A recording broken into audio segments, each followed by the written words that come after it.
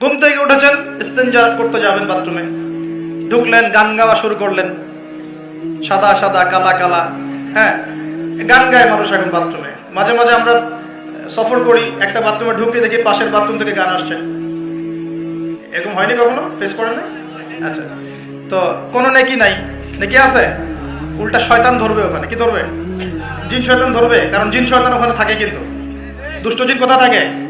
বাথরুমে থাকে। এই যে আমরা বলি আল্লাহুম্মা ইন্নী আউযু বিকা মিনাল খুবসি ওয়াল খাবাইস, এটা কিন্তু দুষ্ট জিন এবং মহিলা জিন বোঝায় আর কি। ঠিক আছে, এক পুরুষ বাচক, এক স্ত্রী বাচক।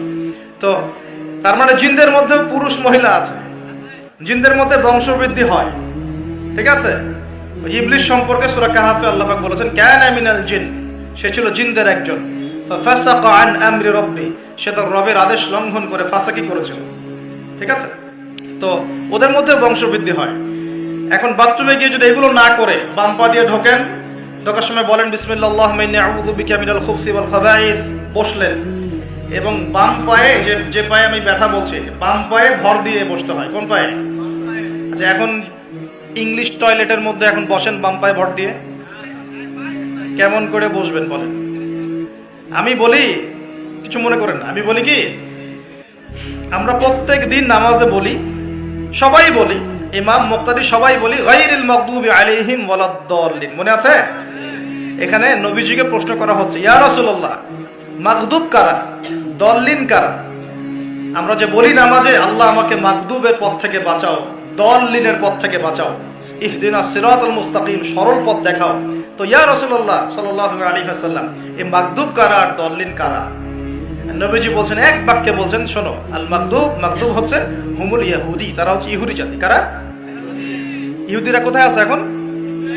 হ্যাঁ, নামটা মনে থাকবে তো? আচ্ছা, ও কিন্তু এখন শক্তিশালী, আর ওরাই কিন্তু দাজ্জালকে অনুসরণ করবে, এটা মাথায় রাখেন। আচ্ছা, আর অনেকদিন বলছি দাজ্জাল বিশ্ব শাসন করবে, মানে কি, বিশ্বের প্রত্যেকটা ডিপার্টমেন্ট শাসন করবে।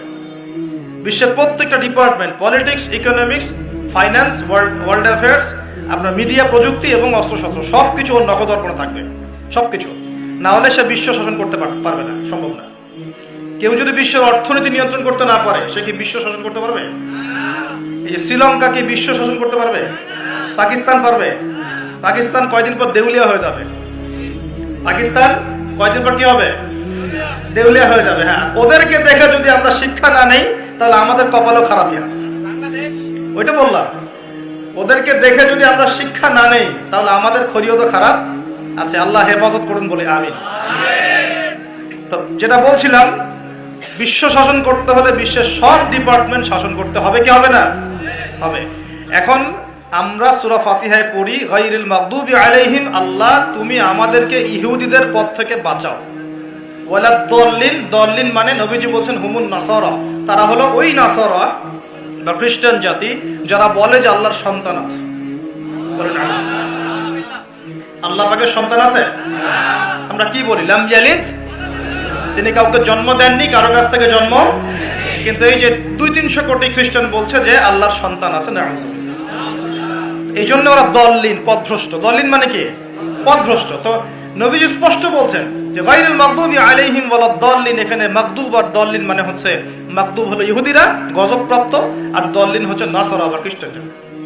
এখন আপনার সাথে আমার কথা, আপনাদের সাথে আমার কথা, আমাদের পলিটিক্স থেকে শুরু করে বাথরুমের কমোড পর্যন্ত, ঠিক আছে, আইন কানুন থেকে শুরু করে আমাদের চেহারা সুরত পর্যন্ত, আমাদের পোশাক পরিচ্ছদ থেকে শুরু করে অর্থনীতি, পরিবার, সবকিছু, এই সবকিছু ওই দুই জাতির অনুসরণে গড়ে উঠেছে।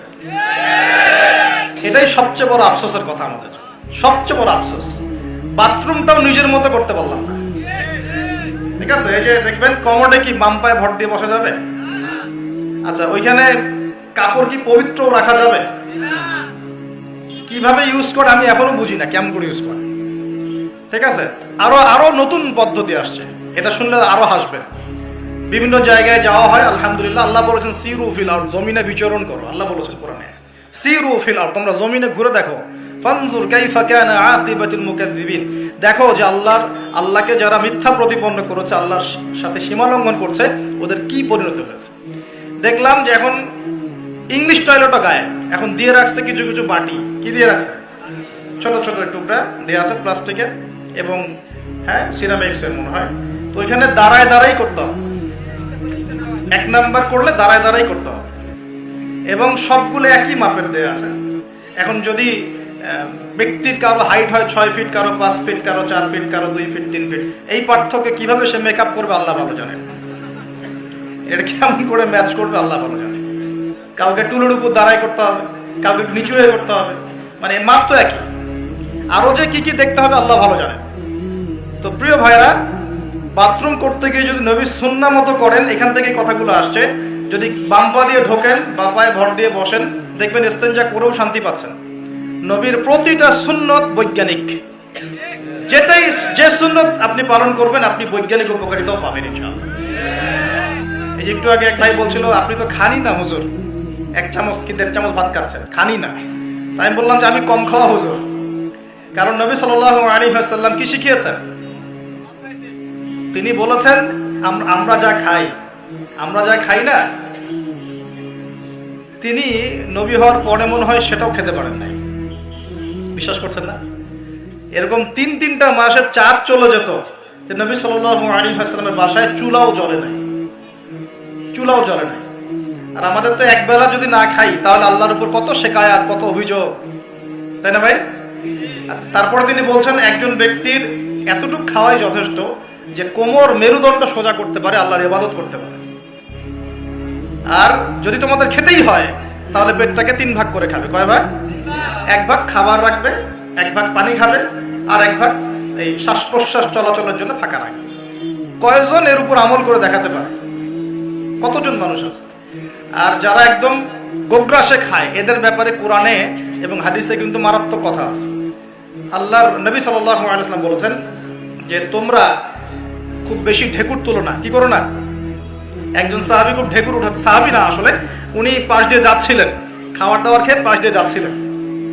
নবীজি তার ঢেকুর তোলা দেখে বলছেন যে তোমরা বেশি ঢেকুর তুলবে না, কারণ দুনিয়াতে যে ব্যক্তি বেশি পেট পুড়ে খাবে কাল কিয়ামতের মাঠে সে সবচেয়ে বেশি ক্ষুধার্ত থাকবে। বলেন না? খাবেন আপনি, নিজের পেটটাকে 3 ভাগ করবেন, 1 ভাগ খাবার, 1 ভাগ কি পানি, আর 1 ভাগ শ্বাস প্রশ্বাসের জন্য ফাঁকা। আর এই ব্যাপারে একটা কথা বলে দেই, শেষ জামানায় কিন্তু খাবারগুলো সব করাপ্টেড হয়ে যাবে। কি হবে? খাবার ভেজাল হবে, ভেজাল। এটার দলিল সূরা কাহাফে আছে, আমি এটা ব্যাখ্যা করব না আজকে। কাহাফে আছে, আমি ব্যাখ্যা করব না, শুধু ইন্ডিকেশন দিচ্ছি। 309 বছর ঘুমিয়েছিলেন আসহাবুল কাহফ। কত বছর? 309 বছর ঘুম থেকে উঠেই তারা প্রথম যে অনুভবটা করেছেন সেটা হলো তারা ক্ষুধার্ত। তারা কি ক্ষুধার্ত? দেখেন 309 বছর পর যদি আপনি ঘুম থেকে ওঠেন, আপনার কাছে এই দুনিয়াটা আজীব মনে হবে, হবে না? কিন্তু ওনারা ক্ষুধার্ত, পকেটে কিছু মুদ্রা ছিল, যেই মুদ্রাগুলোর মান 309 বছরও কমে যায় নাই। কমে গিয়েছে না। এখন আপনি আপনার মুদ্রা নিয়ে ঘুমান 300 বছর, দেখেন তারপর কি হয়। কি হবে? টাকা থাকবো না যাইবো গা? আচ্ছা, তারপরে শুনেন, এরপর উঠেই তারা বলছে ফালিয়ানজুর আইয়ুহা আজকা তুআমা, এই মুদ্রাগুলো দিয়ে বাজারে কাউকে পাঠাও, তোমাদের 9 জন 10 জনের মধ্যে একজনকে বাজারে পাঠাও। ফালিয়ানজুর, সে যেন বাজারে গিয়ে দেখে আইয়ুহা আজকা তুআমা, কোন খাবারটা পবিত্র খাবার, ফ্রেশ খাবার। ঘুম থেকে উঠেও ফ্রেশ খাবারের দিকে তাদের নজর কেন? আর এই সূরা আপনাকে দাজ্জালের ফিতনা থেকে বাঁচাবে কেন? আর দাজ্জালের যুগেই বা সব, দাজ্জালের শাসনের যুগে সব খাবারগুলো আস্তে আস্তে ম্যানুফ্যাকচার্ড এবং ভেজাল হচ্ছে কেন? এগুলোর মধ্যে মিল আছে না? তার মানে যত জামানা শেষের দিকে যেটা থাকবে, খাবারের ভেজাল তত বাড়তে থাকবে।